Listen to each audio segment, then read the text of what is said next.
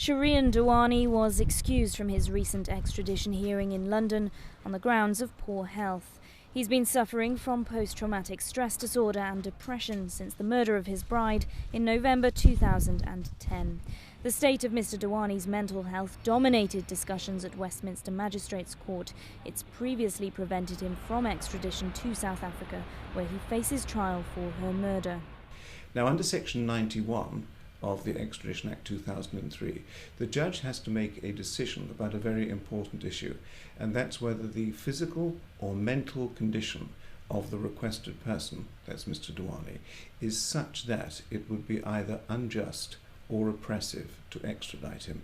QC for Shrien Dewani, Claire Montgomery, argued just that, saying it would be cruel to send him back to the very thing that made him unwell in the first place, and that it would be better to wait 6 months to see if his condition improves.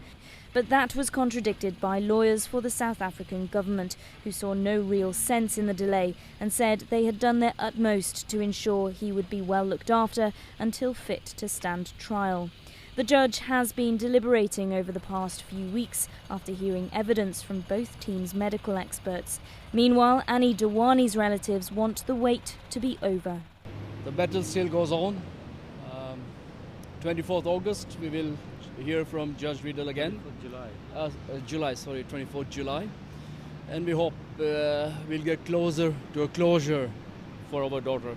Well, it's now in the hands of Chief Magistrate Howard Riddle to decide whether to rule on the extradition of Shrien Dewani, as is the wish of the South African government's lawyers, or whether to wait a further 6 months to see if his condition improves. Natalie Powell, London. News that moves. eNCA.com.